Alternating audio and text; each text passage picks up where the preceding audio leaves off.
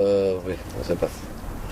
Ouais, le 3 octobre, on anticipe un peu parce que on est un peu par rapport à vous qui va être dans le futur. Moi, je suis dans le passé là, parce que ça sera le 3 octobre et on est un peu avant dans cette histoire. Donc, je serai pas là, c'est pas parce que j'ai pas envie d'y être, mais je suis très content que vous soyez tous là, camarades et amis.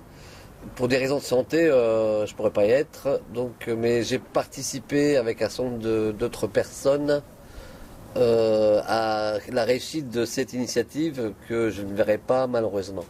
Mais je voulais quand même développer l'idée pourquoi on est parti de faire un débat sur l'argent.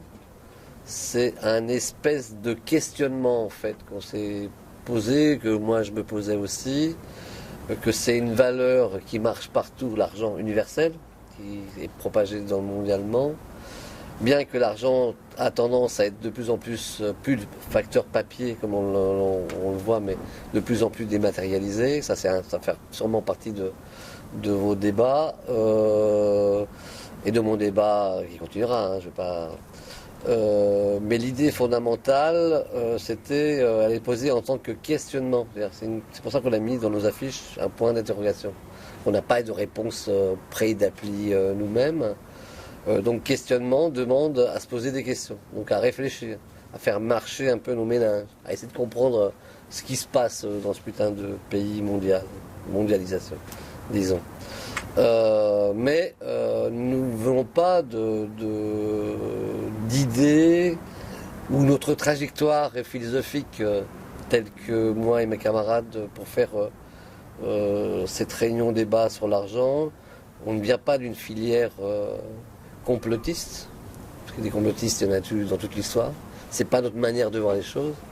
On ne vient pas aussi d'une filière de pensée souverainiste, nationaliste, populiste, qui va vers un rouge-brun, malheureusement. Et dans ces temps confus, il y a un certain nombre de gens qui savent plus s'ils sont vraiment dans la filière. Bon, après, pas dire de gauche, mais comme ça, mais dans une filière de critique sociale, de transformation sociale, d'un dépassement du capitalisme, mais qui va vers une égalité sociale concrète. Donc, on pourrait, je sais pas, on pourrait se définir, ou moi en tout cas, je pourrais me définir ma vision des choses ou ma filière. Comment j'en suis arrivé à penser ça? Qui est-ce qui m'a donné ces idées? Il y a plein de gens dans l'histoire qui ont eu ces genres d'idées. Hein. On est peut-être des gens qui ressassent ou qui reprennent ce que d'autres ont pris et on le vit au moment donné avec notre interprétation du moment présent. Mais cette pensée, alors si on pouvait mettre un marqueur, hein, mais j'en ai d'autres, hein, mais c'est un truc qui peut faire un peu un consensus entre camarades, on pourrait dire, c'est peut-être la Commune de Paris, 1871.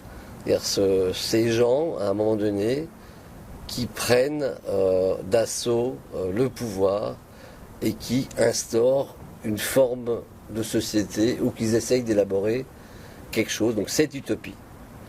Est-ce que c'est possible? Et ça a été ça un peu aussi un peu un déclenchement qui avait possibilité de pouvoir faire quelque chose. Donc voilà, et ça c'est très bon.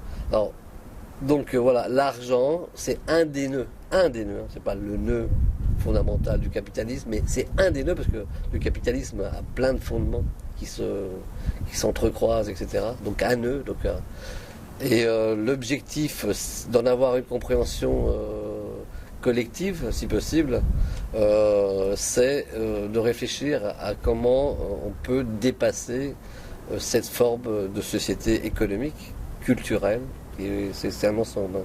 C'est économique, culturel, social, c'est un tout. Hein. Et de ne pas se laisser berner, se faire toujours entendre ceux qui ont le pouvoir aujourd'hui, vous êtes irréaliste. Ça c'est un terme qu'ils ont toujours, qu'on n'est pas réaliste, qu'on est utopique, ou même je dirais qu'on n'est pas responsable, etc., etc. À croire que la seule vérité possible, celle qui nous manage tous et où on est dedans, c'est que la seule vision possible, c'est la leur. Et ça, je ne peux pas l'admettre. Et heureusement qu'on est certain de ne pas croire à ce genre de truc. Bon, il est vrai que d'un point de vue historique, c'est eux qui dominent toujours. Donc, du fait qu'ils dominent toujours, bah, ils pensent que c'est la seule réalité possible. Parce que c'est comme ils sont là et que ça se perpétue de siècle en siècle, de siècle en siècle, malgré qu'il y a des tentatives, des trucs, des bouleversements des fois, etc. Mais qu'à la fin, ils gagnent. Bon. Et donc ils sont persuadés de ce truc-là. Sauf que ce qu'ils n'ont pas compris, moi je pense, c'est que, étant eux-mêmes le système capitaliste et nous-mêmes faisant partie du capitalisme, c'est un système qui va à sa fin. Il n'y a pas de système éternel.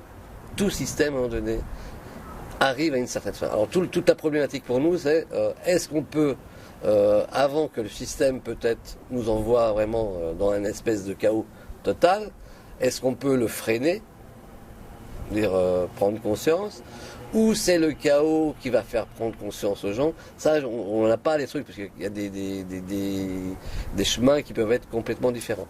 Bon, mais l'essentiel du truc, c'est soyons toujours critiques, posons-nous un certain nombre de questionnements sur ce qu'on vit aujourd'hui et comment le dépasser et s'organiser, s'auto-organiser, se battre, je dirais, parce qu'il faut se battre. Voilà, je crois que ça sera tout votre débat. Je sais très bien qu'on ne va pas répondre à toutes les questions, c'est pas possible. Mais ça, pour moi, c'est un début. Il y a eu plein de débuts, c'est encore un début, et il y aura plein de débuts tout le temps. Et maintenir toujours ce truc qu'il faut toujours se questionner, dépasser et se battre et continuer à vivre. Voilà. Stop, je dis plus rien. C'est coupé.